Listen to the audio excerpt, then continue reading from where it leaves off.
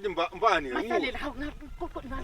memeza kangaka tshwa ngiyabe ngisakhuleka phela mina ntuze kakhulu loNkulunkulu naSilenje. sengile problem lapha ngicela ungisize ngifone kulomuntu lokho bhazi umuntu omaziyo ye ngumuntu engimaziyo ngiyacela shwa mana sibone phela lama 3 minutes naSilenje kodwa indlela omemeza ngayo ungamemeza nzima ngilo muntu uzathi mahlalela hayi akulandaba kodwa uyakwazi ukuthi singomakhelwane yikho phela zwana uyakwazi ukumemeza nzima kadlami lo muntu endlini abe senithatha ithi uye mahlalela phuma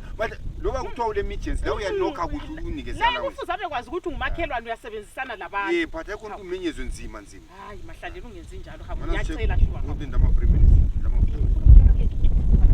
semba ngilikathi ukuthini ikhasi ukuliwa umtshela umuntu ungashaywa phela abantu bakho hello yebo ye imuna strange ngibolekile ifoni khona lapha mbona lokhu bhazi ifoni aso yami ngeyomunye umdala khona la so ngicelile ifoni ngoba mina la airtime okay lamhla uthe ungikhumbule isithandwa sami sure hey kudala ngakugcina uncedile sure hayi nami ngiyakukhumbula sure kunjani khona ngapho khona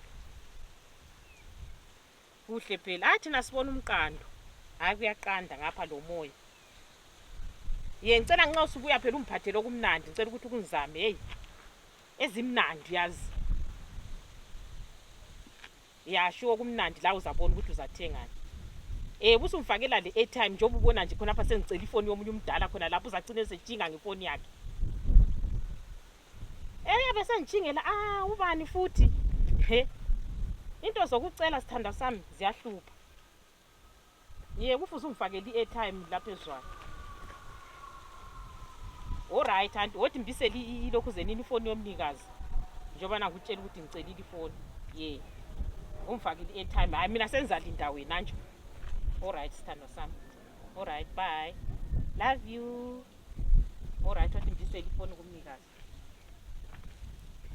ngiyabonga mahlalela shuwa suncedile khona okiko kulimithisa naSilenje kade sabantwana le 8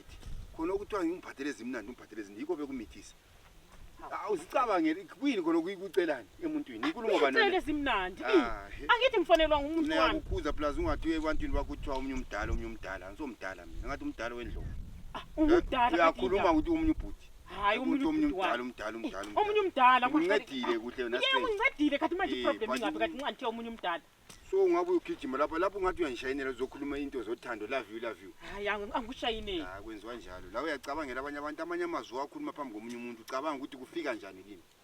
ukufika njani katweni ubusucabanga ngathi phela ngefoni kusasa uzabuye ulohlupho nguncici kathi kule mfe ekhaya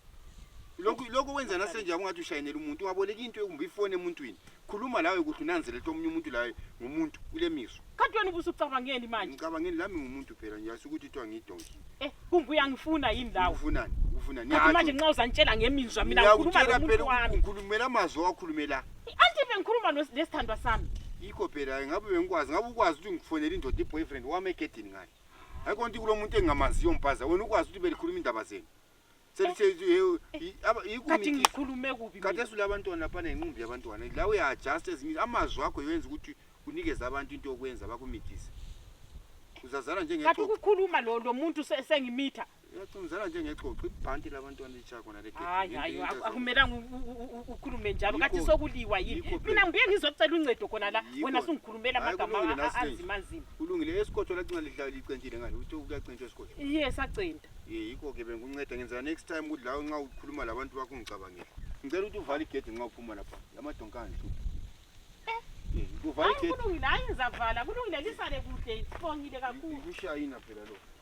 ungathi kuthiwa mina uthandani